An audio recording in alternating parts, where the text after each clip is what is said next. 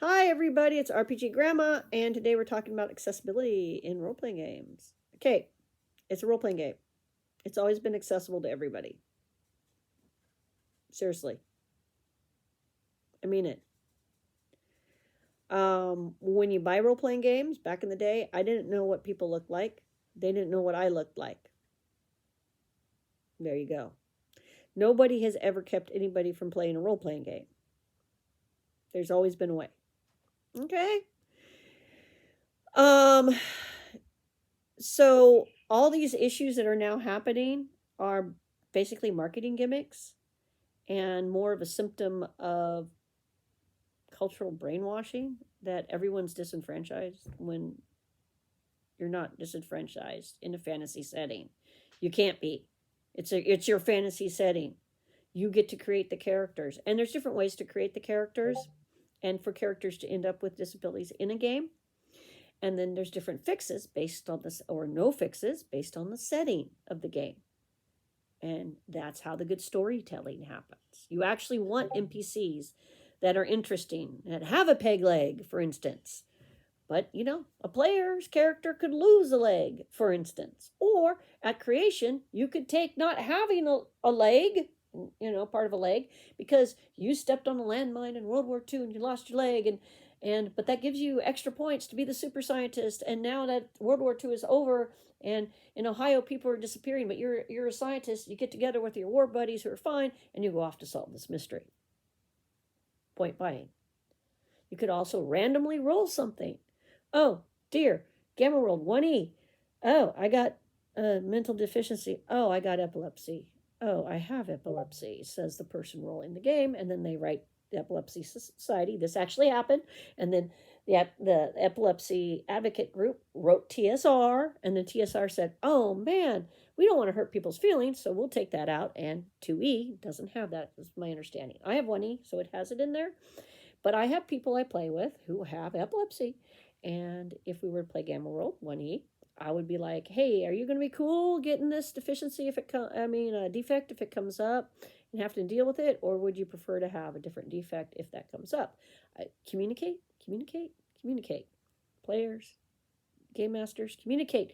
Resolve these problems ahead of time. Think about, oh, gee, I don't know if Bob, who's deaf, wants to play a deaf character because the dice randomly rolled him up deaf, or blind or something. That's their disability, right? Right. So either talk to them about it beforehand that this is a possibility, and are you cool with it?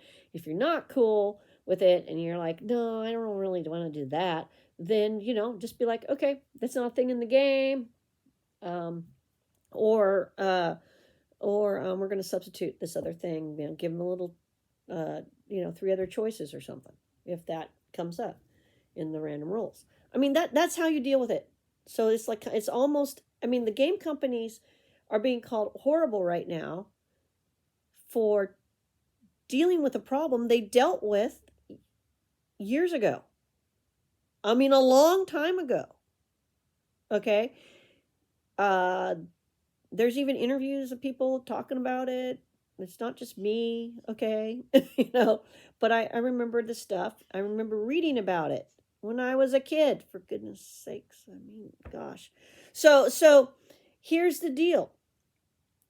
You can play who you want to be. It's your fantasy world. You can create the characters you want to create. It's your fantasy world, okay, for NPCs, depending on whether you're a player or the game master. But you do have your setting. Your setting decides whether people can be resurrected from the dead, limbs get regrown. It just all determines that. But whatever's good for the players is also good for the NPCs, right?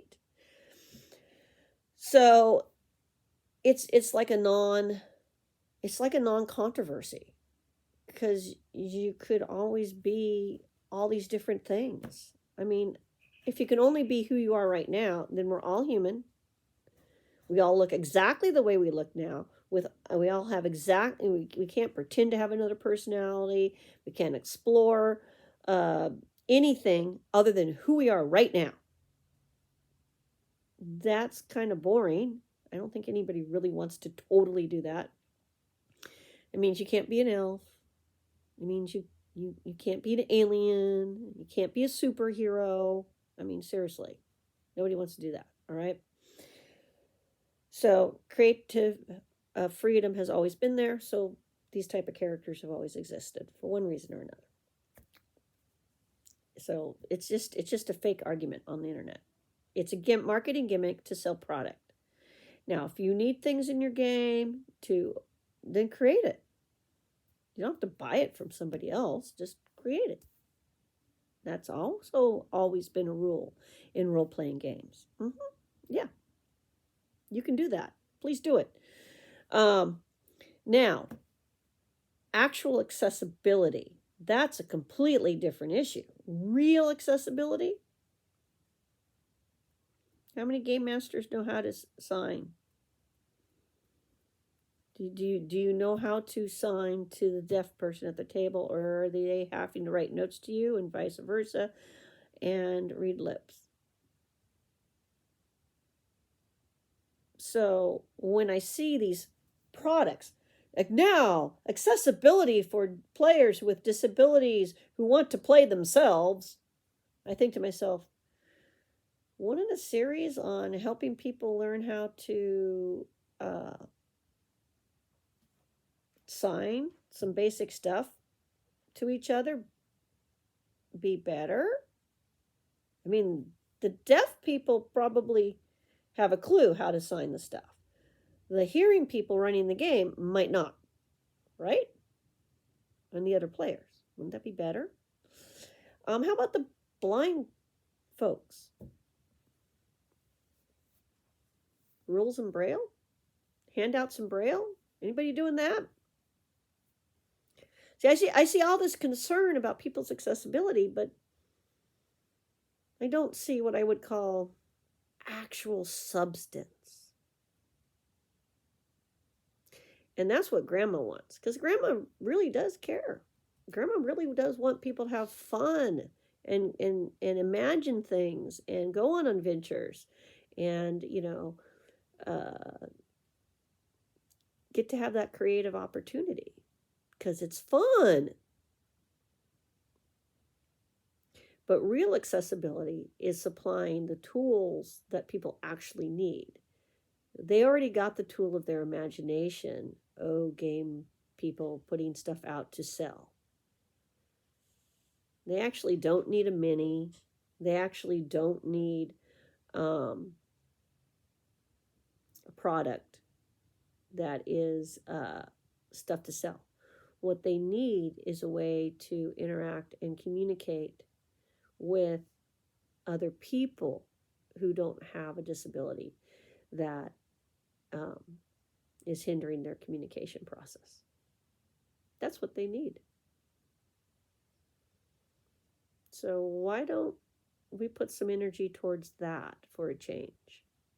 That would actually be doing the altruistic thing. That would actually be doing the right thing, the considerate, and the caring thing. But it's not profitable.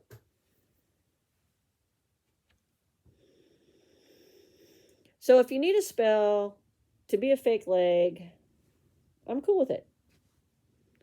If you want a wheelchair that's a combat wheelchair that levitates or whatever, I'm cool with that too. If you need a guy who's got a peg leg and one eye, because that's what you need to get the feel right for the game, then do that. But if you need to learn sign language so you can talk to a player, or as a player you can talk to your GM, maybe you should do that too. And hand things out in Braille if somebody's blind. That would be cool, right? Right? That would be cool. Anyway, everybody have a great day. That's my thoughts on this whole accessibility thing. We can do better. Okay? All right. Bye, everybody. Peace. Have a good Saturday, Sunday, whenever this thing posts. Bye. Good weekend.